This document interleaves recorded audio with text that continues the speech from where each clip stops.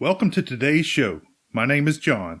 As always, you can subscribe to the show on iTunes or follow the links to social media in the podcast show notes. You can also go to snarkymoviereviews.com to read notes, bios, and other random movie thoughts. Today's movie is D.O.A, not D.O.A 1950. You have to put the periods in your search or you'll get something else. This is a great film noir classic that is told in flashback format. It has lots of tough guys like Edmond O'Brien and Neville Brand. Edmond O'Brien plays the lead as Frank Bigelow, accountant and notary. He was covered in episode 30, The Birdman of Alcatraz, 1962. Pamela Britton played the role of Paula Gibson. Britton was born into an acting family. While in college, Britton acted in school plays. She had been doing stock since she was 9 and had been offered a chance to be the next Shirley Temple, but the mother protected her from the business at such a young age. At the age of 15, she began going around Broadway with her mother. This led to her being hired as a singer. Next, she got an understudy role in a Broadway production of Oklahoma. When an MGM executive saw her, he hired her for movies. Her first film role was Anchors Aweigh, 1945, where she played Frank Sinatra's girlfriend. She wasn't happy with the roles they were offering, so she returned to Broadway. Britton had a few movie roles, such as D.O.A. 1950, Key to the City 1950, If It's Tuesday, This Must Be Belgium 1969, and Suppose They Gave a War and Nobody Came 1970. However, Britton is perhaps best known for her role on the television show My Favorite Martian 1963 to 1966, where she played the snooping landlady. Britton died suddenly of a brain tumor in 1974. Luther Adler played gangster boss Majak. Adler was born in 1903 in New York City. I'm seeing a trend. His father was considered to be the biggest Yiddish-language star in America. Since his father owned a theater, Luther started acting at the age of 5. He officially debuted at 13 and was on Broadway by 18. Luther continued to work on Broadway through the 1920s. In 1931, he became a founding member of the Group Theater Acting Company.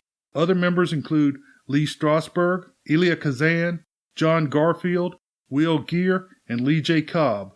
This leftist group kept him busy through the 30s. Luther's first movie was Lancer Sky, 1937, and he made many movies over the years, with some of them being quite good. However, he was always considered a stage actor and director. Some of his more memorable films include D.O.A. 1950, M. 1951, The Desert Fox, A Story of Rommel, where in an irony he played Hitler, The Last Angry Man, 1959, The Man in the Glass Booth, 1974, and Absence of Malice, 1981. Luther died at the age of 81 in 1984. Beverly Garland was cast in the role of Miss Foster. D.O.A. 1950 was her first film role. Garland had over 190 roles. These roles included movies such as Chicago Confidential, 1957, and The Alligator People, 1959. Most of her roles were television. She died in 2008 at the age of 82. Lynn Baggett played Mrs. Phillips. She was tall, beautiful, and had dark red hair. While on a visit to Dallas, she was spotted by a Warner Brothers agent. She spent the next 5 years playing unbilled, sexy background parts. In 1941, she began a nice run with Manpower 1941, Air Force 1943, The Adventures of Mark Twain 1944, Roughly Speaking 1945, Mildred Pierce 1945, and Night and Day 1946. She was released from her contract in 1946 and signed with Universal. Her best role was in The Time of Their Lives 1946, a very good Abbott and Costello horror comedy. After marrying producer Sam Spiegel, she took fewer roles such as D.O.A. 1950, The Flame and the Arrow 1950, and The Mob 1951. Her bad marriage broke up in 1952. In 1954, she was convicted of felony hit and run. In 1959, she failed to make a comeback and tried to kill herself. The next year, 1960, she did kill herself with pills. William Ching was cast in the role of Halliday. Ching was born in St. Louis in 1913. He was trained as a singer and was making money singing until he joined the Coast Guard during World War II. Following the war, he began singing on the radio in San Francisco.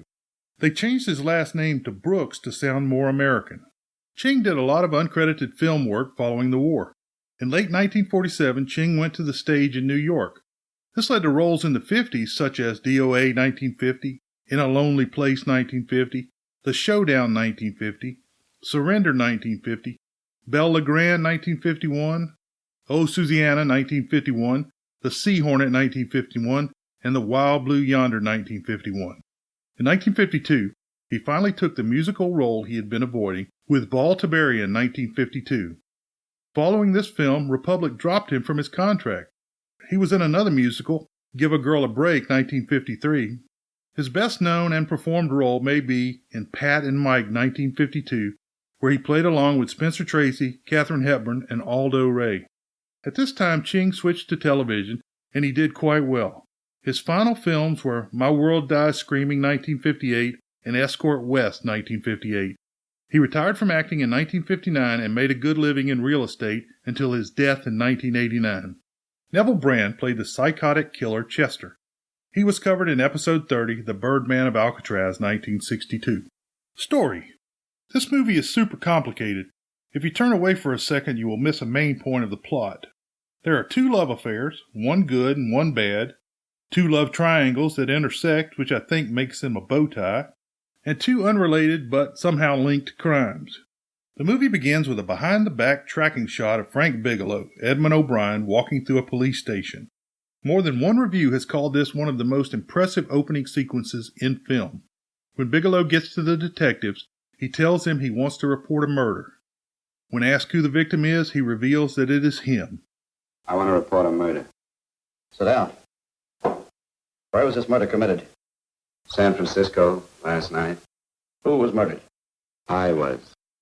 The detectives seem to take it all in stride and sit back to listen to his story. The flashback begins in Bigelow's accounting office in Banning, California.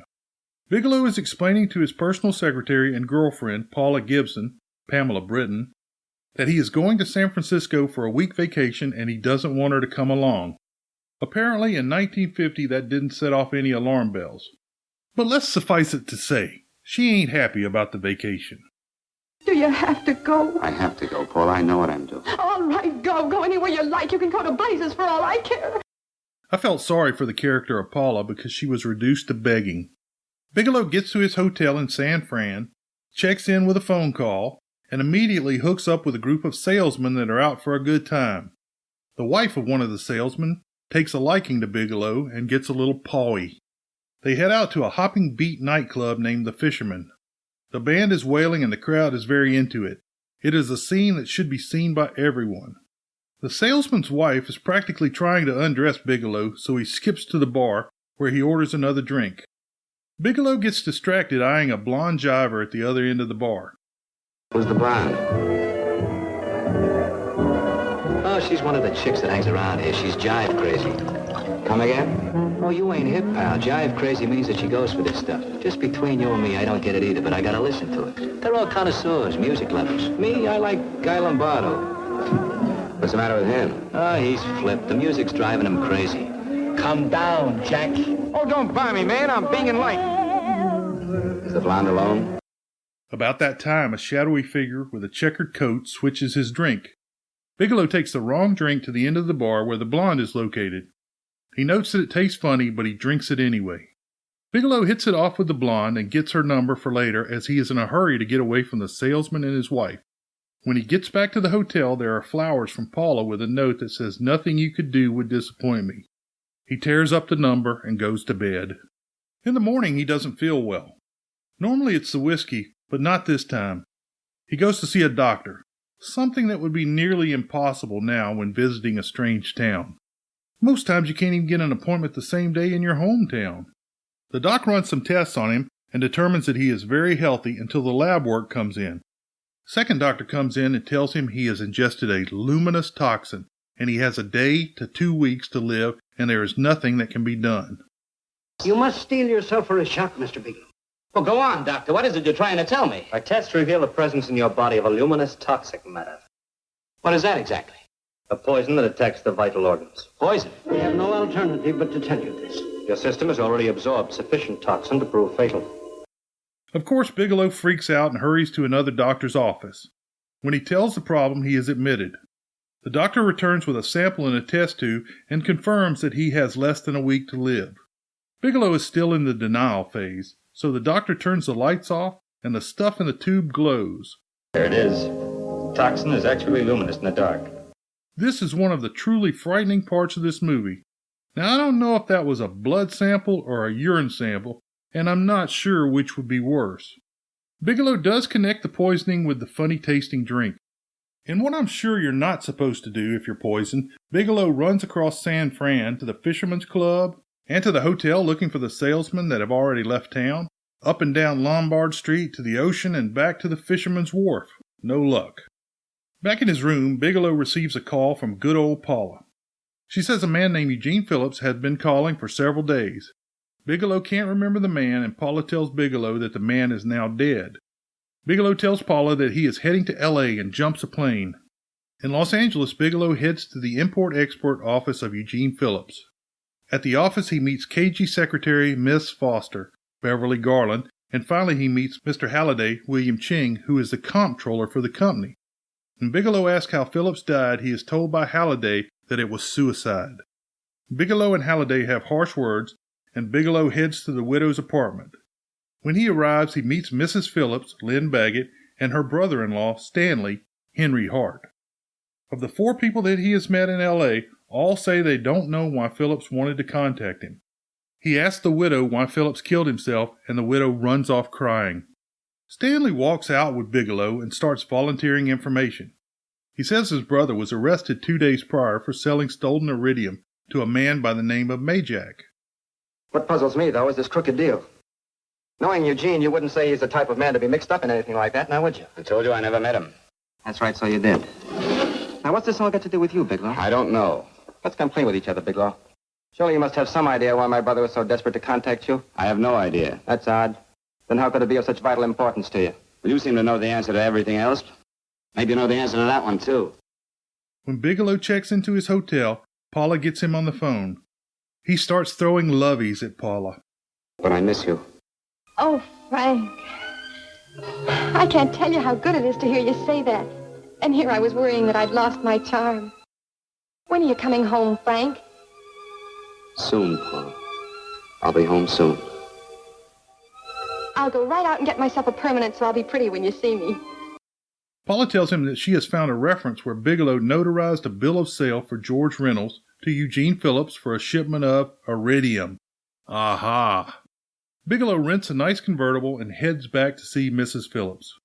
She plays a dutiful wife and tells him that George could not find the bill of sales and it must have been stolen by Reynolds. Bigelow goes to the import-export office and roughs up Ms. Foster. He tells her Phillips was murdered and twists her arm. Literally. Until she tells him that Phillips was involved with Marla Rakubian, Lorette Luz. He basically accuses Ms. Foster and Stanley of the murder. Bigelow heads to Marla's apartment, breaks in, and starts strong-arming her. She is packing for a trip and he pulls a photo out of her suitcase and claims it is George Reynolds. She pulls a gun on him, but he overpowers her and leaves with the gun and the picture. The picture is signed by Ray. You're in this right up to your pretty little neck. Oh, sounds very cozy, Miss Rakubian. You and Reynolds call each other pet names while you make a sucker out of Phillips. Phillips made the deal because he wanted it. Yeah? I'll bet you weren't above using what it takes to help make him want it. Who's paying for this trip? I am. Really? A first-class trip to Buenos Aires on a model salary. Don't make me laugh. Since you and Reynolds aren't seeing each other anymore, you don't mind if I keep this to you. Were a man, I'd punch your dirty face in. Bigelow takes the picture to the studio where it was shot. Yeah, that's right. Everyone didn't have a camera on their phone back then. For $20, they give out the address and the name is Ray Rakubian. He realizes that he has been duped by Marla. When he goes outside, someone opens fire on him. They have a little gun battle, but the shooter gets away.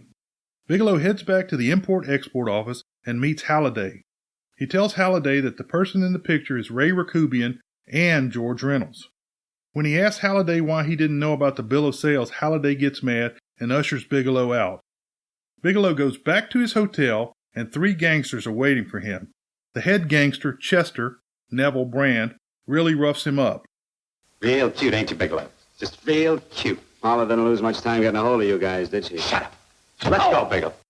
Look at him. He can't take it. Soft in the back. Paula calls and he gives her the I love you, thinking he is going to die. The gangsters take him to the house of Majak, Luther Adler, and Marla is there as well. Majak explains that Ray Rakubian is his nephew and has been dead for 5 months. He even shows the urn of ashes. Majak says he has to kill Bigelow because he knows too much. So, what is on your mind? I mean, underneath.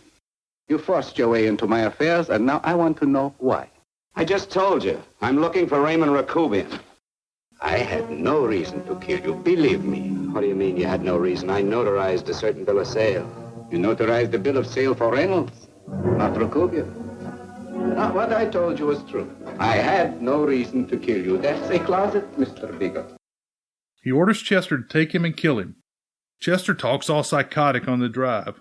It takes longer when you get it in the belly. It's nice and slow. That's the way I want to see you go, Bigelow. Nice and slow. Bigelow stomps on the brakes and escapes into a drugstore. When the shooting starts, a pharmacist clunks Chester on the head, and a cop comes in and shoots Chester, killing him while Bigelow slips out. When Bigelow makes it back to his hotel, Paula is waiting there like a faithful dog. I love you so much, darling, more than you seem able to understand. I never really knew happiness until I loved you. Sometimes when I used to be afraid that you weren't sure how you felt, I tried to hold back, but I couldn't. Losing you would have meant losing everything. There would have been nothing left. Don't, Paula, don't. She says the homicide detectives are looking for him. He leaves her at the hotel and heads to see Miss Foster, thinking her and Stanley are the killers.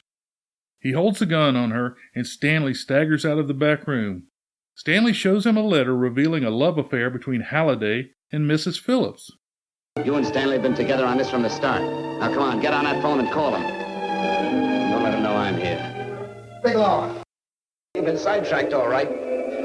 But it was the poor bereaved little widow who did it. We're supposed to find this letter this afternoon. It's in my brother's desk at the office. It's postmarked 2 years ago.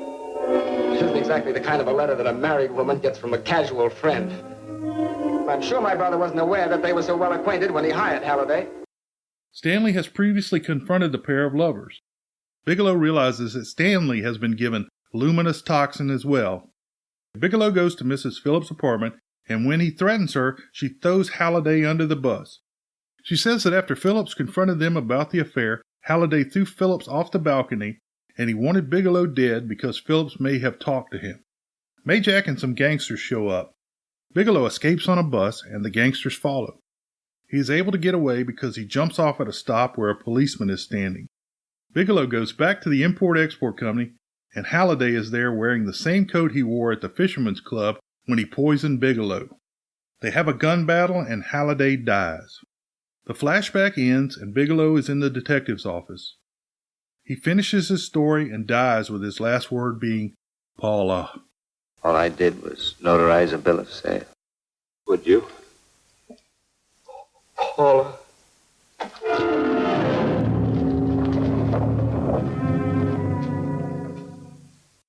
The chief detective says mark the file, dead on arrival. Shall I make out the report on him, Captain? Better make it dead on arrival. The file is stamped and the movie ends. World-famous short summary, boyfriend reforms after a short trip. If you enjoyed this week's show, please tell your friends, and if you really want to help, drop over to iTunes to give me a review. If you want to comment, recommend a movie, or just say hi, follow the links in the show notes to my site. I have SpeakPipe so you can leave audio feedback as well. Beware the Moors.